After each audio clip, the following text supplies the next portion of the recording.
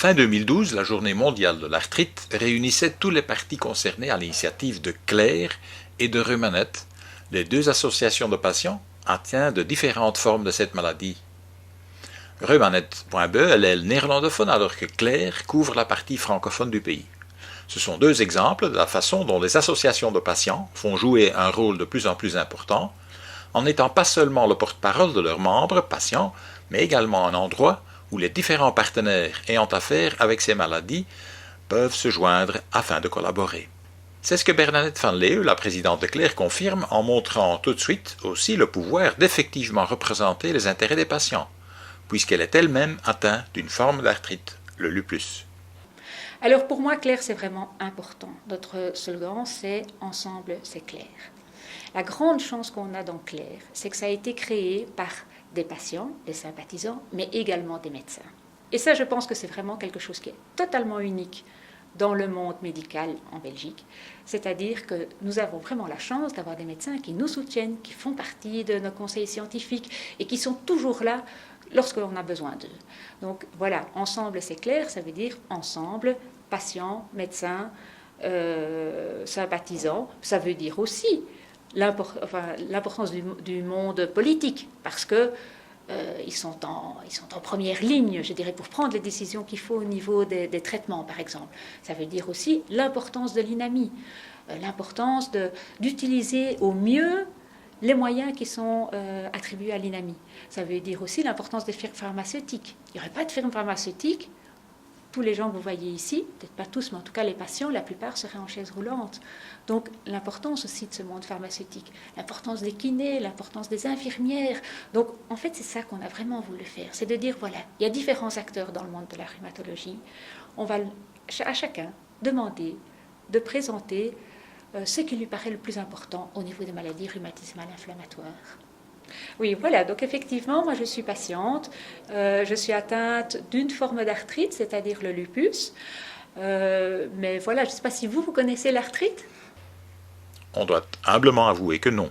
D'accord, alors l'arthrite, c'est tout ce qui est inflammation aux articulations. Donc il est possible que vous jouiez au tennis, que vous ayez eu un tennis elbow, vous avez de l'arthrite. Ça, c'est ce qu'on appelle l'arthrite aiguë. Elle dure moins de 6 semaines et elle disparaît. Maintenant, il y a de l'arthrite chronique. L'arthrite chronique, elle dure plus de 6 semaines et elle est très souvent provoquée par ce qu'on appelle les maladies rhumatismales inflammatoires. Alors, ces maladies rhumatismales inflammatoires, donc c'est le lupus dont personnellement je souffre, ça peut être la polyarthrite, la spondylarthrite, la sclérodermie, donc il y en a plusieurs. Il y a une très grande différence entre l'arthrite qui est provoquée par une inflammation et l'arthrose qui est une maladie d'usure qui est souvent provoquée par le fait qu'on avance en âge.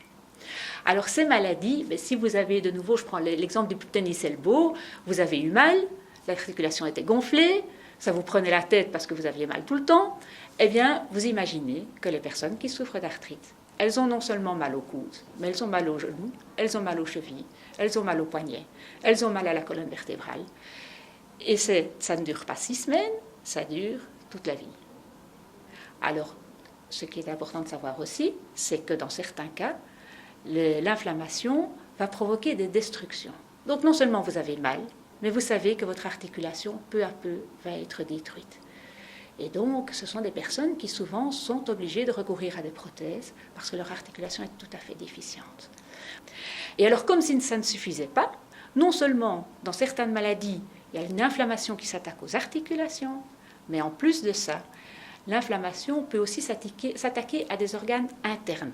Dans la sclérodermie, dans le lupus, ça peut s'attaquer aux reins. Donc vos reins commencent petit à petit à être détruits par l'inflammation. Ça peut s'attaquer au cœur, ça peut s'attaquer donc à plusieurs organes. Voilà, alors effectivement, il y a 50 ans, vous aviez ces maladies-là. D'une manière ou d'une autre, vous disiez au revoir à la vie.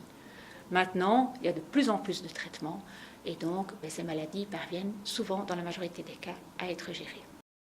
Dans ces maladies, il y a une grande importance pour le fait de rester effectivement positif, mais on peut rester positif parce que maintenant les traitements ont évolué, donc c'est évidemment beaucoup plus facile d'être positif. Et je pense aussi que la plupart des personnes, bon évidemment il y a le choc quand vous apprenez que vous êtes patient, Et puis, au bout d'un moment, dans le meilleur des cas, sauf si au départ vous aviez déjà une personnalité peut-être plus fragile ou plus blessée par la vie, petit à petit vous parvenez à prendre de la vie ce qu'elle peut encore vous offrir et à profiter de ce que la vie vous offre, ce qui est finalement pas très très différent du commun des mortels. Le slogan remarquable de la Journée mondiale de l'arthrite était « Move to improve ». Pourquoi?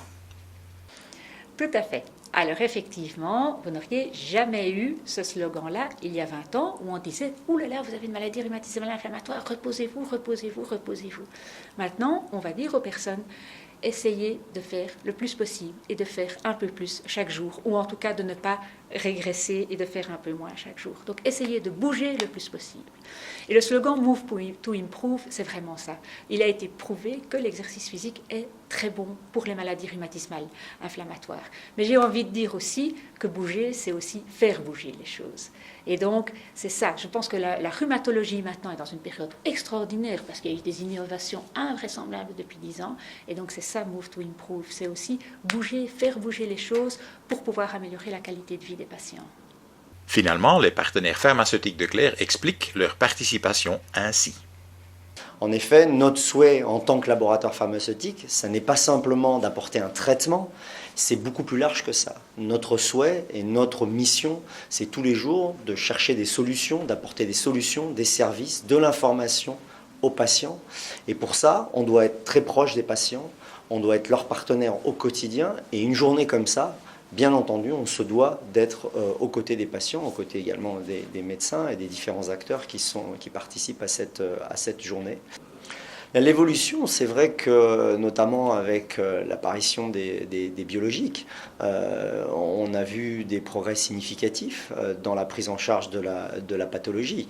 Et donc ça nous remplit d'espoir, parce que ça veut dire qu'on est capable d'améliorer dès aujourd'hui la qualité de vie des patients, mais on ne s'arrête pas là. Et la journée du rhumatisme, c'est une journée tellement importante pour nous.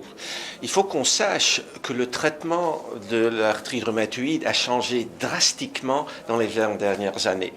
Mais néanmoins, il y a toujours des besoins pour les malades d'être éduqués, d'être un patient motivé, à aider à implémenter la thérapie et à aider dans la maison une personne avec de rhumatite arthrite. Donc, l'importance de la thérapie, c'est de très bien l'appliquer. Il y a beaucoup d'opportunités qui sont entrées en Belgique. L'important, c'est de les appliquer chez le malade, chez lui, à la maison, dans sa famille.